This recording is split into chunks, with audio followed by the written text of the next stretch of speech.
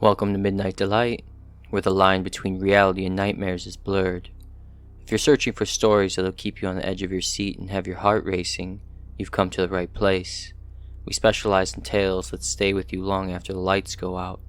So sit back, get comfortable, and prepare yourself for another chilling experience. You might want to leave the lights on for this one.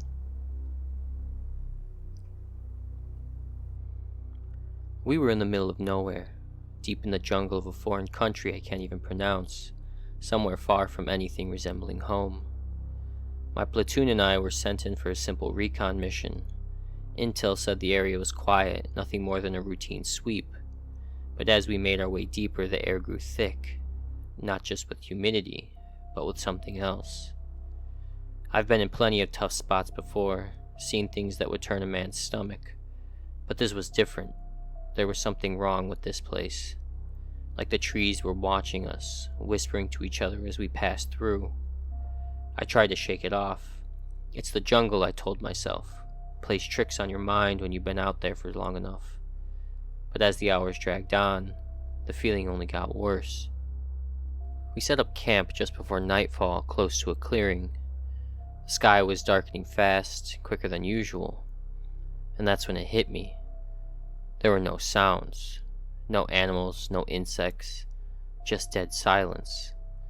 And then, I realized I hadn't seen a single living creature since we entered that cursed place. My gut twisted. Something wasn't right. Around the fire, the guys were quiet too. Private Martinez kept glancing over his shoulder like he expected something to leap out from the shadows. He wasn't the only one. I caught a few of the others doing the same. And it wasn't long before someone finally spoke up. "Sir?"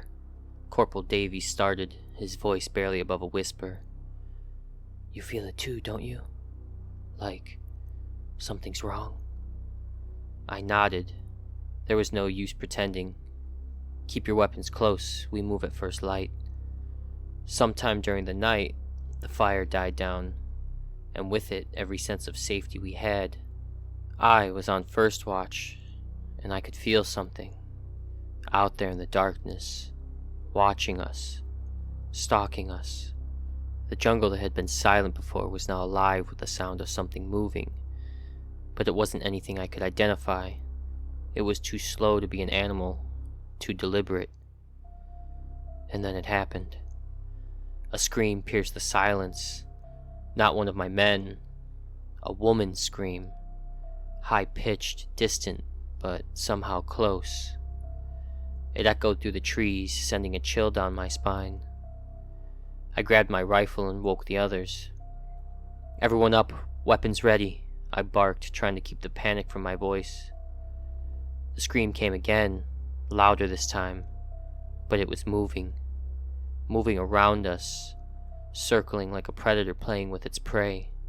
"What the hell is that, sir?" Martinez asked, his hands shaking on his rifle. "I don't know," I admitted, my voice cold. "But whatever it is, it's not human." And then we saw it. It came out of the trees just on the edge of our camp, barely visible in the dying light of the fire. At first, I thought it was a person. Tall, pale, thin. But then it moved closer, and my blood ran cold. Its eyes were too large for its face, glowing in the dim light, and its limbs were long and twisted, bending in ways that shouldn't be possible. It was naked, its skin stretched tight over its bones, and it was grinning like it knew something we didn't. "Fire!" I shouted, and we unloaded everything we had.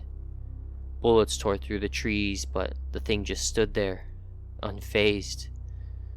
And then as quickly as it appeared, it vanished into the jungle, leaving nothing but the sound of our ragged breathing and the smell of gunpowder. "Did we get it?" Private Jenkins asked, his voice trembling. "No," I said, my gut telling me what I already knew. "It's playing with us." The rest of the night was a blur of terror. We tried to move, but no matter which direction we went, we ended up right back at that clearing. The screams came back, more of them now, echoing all around us, but we never saw anything. just the shadows moving in the trees just out of reach. By morning we were exhausted, barely able to stand. But it wasn't over. It was never going to be over. Martinez was the first to go. We found him at the edge of the clearing, his throat torn out, his eyes wide with terror. But there was something else. His body was wrong, twisted, like whatever killed him had tried to make him fit into a shape that wasn't human anymore. We buried him quickly, knowing it wouldn't matter. It was only a matter of time before it came for the rest of us. And one by one it did. I don't know how many days passed. The time didn't seem to exist in that place anymore. Jenkins disappeared during his watch. No trace of him left behind. And Davies lost his mind, stuttered muttering about how the jungle was alive, how it wanted us, how we couldn't leave. He ran off into the trees one night and we never saw him again. Now it's just me. I don't know how much longer I can hold on. I can hear it now, moving in the trees, closer and closer. It's not in a hurry. It knows there's no escape. If anyone finds this, if anyone reads these words, stay away from this place. Don't make the same mistake we did. This jungle, it's not just alive, it's hungry. And we were the prey. I arrived at the base 2 weeks after the first report came in. You know how these things go. Rumors spread, wild stories circulate, and before you know it, everyone's convinced there are aliens or monsters lurking just outside the fence. But I didn't believe any of it. Not at first. It was supposed to be a simple transfer. I'd been stationed at a dozen different places and seen some weird stuff, but nothing like this. When I first stepped off the transport, everything seemed normal enough. Tanks parked neatly in rows, soldiers moving about their duties. Just another day at the nuclear facility. But then I saw their faces. The men there, seasoned, tough guys who had seen combat, looked rattled. You could see it in their eyes, the way they kept glancing over their shoulders, the nervous twitch in their hands when they reached for their weapons. Something had happened here, something bad, but no one wanted to talk about it. I made my way to the barracks, and that's when I ran into Corporal Smith. He had been there during the initial encounter, one of the first to see whatever it was out there just beyond the fence. He was sitting on his bunk, staring at the wall like it had the answers to everything. "What's the story, Smith?" I asked, trying to sound casual. He didn't look at me, just kept staring ahead. "You wouldn't believe me if I told you," he muttered. "Try me." He finally turned, his eyes wide and haunted. "They told us to go out there, near the perimeter, check out some movement they'd picked up on the sensors. Routine, they said. Just some wild animals, maybe a bear or something." But it wasn't an animal. It wasn't anything I'd ever seen before. I waited for him to continue, but he fell silent, trembling as if just remembering it was too much. I had to push him. "What did you see?" He swallowed hard, his voice barely above a whisper. "It was tall, like taller than any man, but its body wasn't right. Long arms, longer than they should have been, and these glowing eyes, red, like the lights on the base, but alive. It moved so fast, too fast. One minute it was at the edge of the fence, and the next, it was gone, like it was playing with us." "Playing with you?" I scoffed. "You're telling me it wasn't some animal?" "No," he said, his face going pale. "It wasn't an animal. It was watching us, studying us." I didn't know what to say to that. Monsters and weird creatures? No way. This was just some freaked out soldier who had seen a shadow in the dark and let his imagination run wild. At least, that's what I thought. Later that night, I was assigned to a patrol shift near the perimeter. It was quiet, just the way I liked it. The base stretched out in all directions. massive floodlights casting long shadows over the barren landscape. You could see for miles, and there was nothing out there but open land. Or so I thought. Halfway through my patrol, the radio started to crackle. Static at first. Then a garbled voice came through. Something by the fence. I grabbed my radio. Repeat that? What's by the fence? Silence. I glanced at my partner, Private Dawson, and he gave me a nervous look. You hear that? Yeah, I said, my grip tightening on my rifle. Let's check it out. We made our way toward the fence, the hairs on the back of my neck standing on end. The base was quiet. Too quiet. Almost like the air itself was holding its breath. When we reached the spot where the report had come from, we didn't see anything at first, just the fence, stretching out into the night. The tall lights flickered overhead. But then I noticed something. A strange low hum, like the sound you'd hear when you were too close to an old TV. It buzzed in my ears, making my teeth ache. I couldn't figure out where it was coming from, but it was getting louder. Dawson froze beside me. Sir, look. I followed his gaze and saw it. Standing just outside the fence, barely visible in the shadows, was something. Smith was right. It wasn't human, and it wasn't an animal. It stood tall, its limbs too long and thin, its skin a sickly gray that seemed to shimmer under the lights, and its eyes, they were glowing. Not the reflection of lights, but a deep, pulsating red like they were burning from the inside out. I raised my rifle, but my hands were shaking. What the hell? The creature, if you could call it that, took a step closer. It moved with an eerie grace, its joints bending at odd angles, its body almost fluid. It didn't make a sound, but that humming, that awful buzzing grew louder the closer it got. Shoot it, Dawson yelled, panic rising in his voice. But I couldn't. My finger was frozen on the trigger. Something about the way it looked at us, like it was inside my head, made it impossible to move. It was like it was toying with us, waiting for us to react. Then, without warning, it lunged. We fired, the bullets ripping through the air, but it was too fast. It darted back into the darkness, disappearing like smoke, leaving nothing behind but that awful hum. We stood there, breathing hard, our rifles still aimed at the empty space where it had been. Neither of us said a word. We didn't have to. We both knew what we'd seen. The next morning I tried to report to my commanding officer, but he waved it off.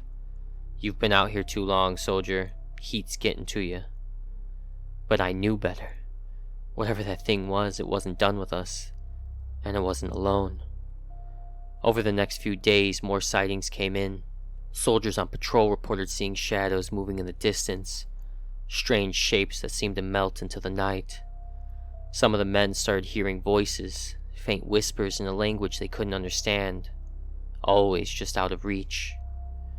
Then, one by one, they started disappearing. It was subtle at first. Smith was the first to go. I found his bunk empty one morning, his gear still there, but no sign of him. Then it was Dawson. We searched the entire base, but there was nothing. No tracks, no signs of struggle. Just gone. The base went into lockdown after that. No one in or out, and the brass started sending in teams to sweep the area. But whatever was out there was smart. It stayed hidden, only showing itself when it wanted to, and each time it did, another one of us disappeared. They're outside. I can feel them. The humming is everywhere, like a swarm of bees buzzing just under my skin. It's louder than ever, almost deafening, and I can see their shadows moving beyond the fence, watching, waiting. I don't know how much longer I have. I can hear them whispering now, closer than before, calling my name. Whatever you do, stay away from this place. There's something out here, something that shouldn't exist, and once it finds you, it never lets you go. We were 3 days out into the middle of the Pacific when it first happened. Our ship, the USS Grey Dawn, was on routine patrol, nothing special, just another mission, another stretch of ocean. I've been commanding naval vessels for over 20 years, and I've seen storms that would sink lesser ships. I've dealt with enemy submarines, pirates, you name it. But what came for us that night was something I'd never thought possible. It was around midnight, and the sea was calm. Too calm. Now that I think about it. No wind, no waves, just this eerie stillness that had settled over the water.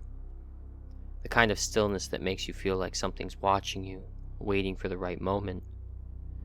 I was in my quarters going over the logs when I heard the first thump. A low, dull sound like something had hit the hull. At first I thought it was just debris, maybe some driftwood. It happens, but then it came again. Louder, more violent this time. The whole ship shook. Not like we'd hit something small, but like something massive had struck us. I grabbed the radio. "Bridge, this is the General. What the hell was that?" Silence.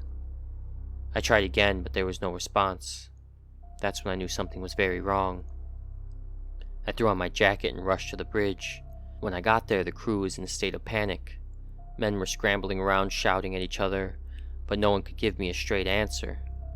The ship lurched again, nearly knocking me off my feet. "Status report," I shouted, trying to regain control of the situation. Lieutenant Harper turned to me, his face pale as a ghost. "Sir, something's out there." "What do you mean, something?" I demanded, stepping toward the windows that looked over the black, empty sea. "We don't know, sir," Harper stammered. "We picked up something massive on sonar. It's circling us. But whatever it is, it's not showing up like a sub or a whale. It's bigger." "Bigger?" I repeated, my stomach dropping. Suddenly the lights flickered. A loud creak reverberated through the ship, followed by another crash against the hull, this one strong enough to send me and some of the men to the floor. The Grey Dawn groaned, metal straining as if something was trying to tear it apart from underneath. "Get me sonar," I barked, but before anyone could respond, the alarm started blaring. I looked out through the windows again, scanning the darkness. The ocean looked impossibly vast, but there was something out there. At first, it was just a shadow, a dark mass moving beneath the surface. But then the water started to churn, bubbling up like a boiling pot. Something enormous, bigger than any whale, bigger than any creature I've ever seen, was rising from the depths. A massive shape emerged, black as night, its skin glistening in the dim light. At first, I couldn't tell what I was looking at. It was all wrong. The proportions, the size, it didn't make sense. But then I saw the tentacles. They were thick, coiled like serpents, each one as long as the ship itself. And its head, God, its head was this grotesque, bulbous mass with too many eyes, all glowing a sickly green, staring straight at us. I heard someone scream behind me, but I couldn't tear my eyes away. The thing, whatever it was, let out this deep, rumbling sound that made the entire ship vibrate. It was like the ocean itself was roaring at us. "Fire the guns," I shouted, snapping back into command mode. "Target that thing and fire everything we've got." The cannons roared to life, sending rounds into the creature's massive body. But it didn't react. Not at first. The shells hit its thick, rubbery hide and just bounced off. It was like we were throwing pebbles at a mountain. Then it moved. One of the tentacles shot up out of the water faster than anything that size should be able to move, and slammed into the side of the ship. The force of the impact nearly tore the bridge apart, sending men flying across the room. I grabbed onto the railing, holding on for dear life as the ship tilted, water rushing up over the deck. "Damage report!" I yelled, but I already knew the answer. The gray dawn was taking on water fast. "We've lost the aft deck," Harper shouted. "It's breached the hull." Another tentacle wrapped around the stern, pulling the ship down. I could hear the metal groaning, the ship fighting to stay afloat. But we were losing. Fast. The creature was dragging us into the depths like a predator playing with its prey before the kill. "We need air support," I shouted into the radio, trying to reach command. "This is the USS Grey Dawn. We are under attack by..." I hesitated. What the hell do I call it? "Something massive. We need air support immediately." But even as I called for help, I knew it wouldn't come in time. The creature was relentless, its tentacles coiling tighter around the ship, pulling it down inch by inch. I could feel the deck tilting beneath my feet, the ocean rushing in. Then it struck again. This time it hit the bow, and the entire front of the ship crumpled like tinfoil. The water surged over the deck, knocking me off my feet. I barely managed to grab onto a railing as the ship lurched violently to the side. The creature's massive head rose up, towering over us now, its eyes locked onto the bridge. For the first time in my life, I felt real, raw terror. This wasn't a battle we could win. This wasn't something we could fight off with guns or missiles. This thing, this monster, was beyond anything I'd ever imagined. "Abandoned ship," I shouted, my voice hoarse. "Get the men out of here." But it was too late. The ship was sinking fast, pulled down by the weight of the creature's grasp. I watched as the deck disappeared beneath the waves, swallowed by the churning sea. I scrambled toward one of the lifeboats, barely managing to get the release lever down before the water surged over me. The last thing I saw before I was submerged was the creature's eyes. Those glowing, unblinking eyes staring down at me as if it was mocking me, knowing there was nothing we could do. I hit the water hard, gasping for breath as I resurfaced. The gray dawn was gone, nothing but a twisted wreck disappearing into the dark depths. The creature had won, and as I floated there, alone in the vast expanse of the Pacific, I realized something terrible. That thing, it wasn't just an animal. It was something ancient, something that had been waiting in the depths for us to come too close, and now that it had tasted blood, it wouldn't stop. It wouldn't go away. I heard the hum of the chopper blades in the distance, the faint glimmer of rescue lights cutting through the darkness. But even as they approached, I couldn't shake the feeling that that creature was still there, just beneath the surface, waiting for its next victim. And it would come again. If you're still here, it means the darkness didn't swallow you. This time. But don't get too comfortable. There's always another nightmare waiting. If you enjoyed the ride, make sure to subscribe and hit that notification bell so you don't miss what's lurking in the shadows next. Leave a comment below and let us know what keeps you up at night. And remember, the scariest stories are the ones that could be real.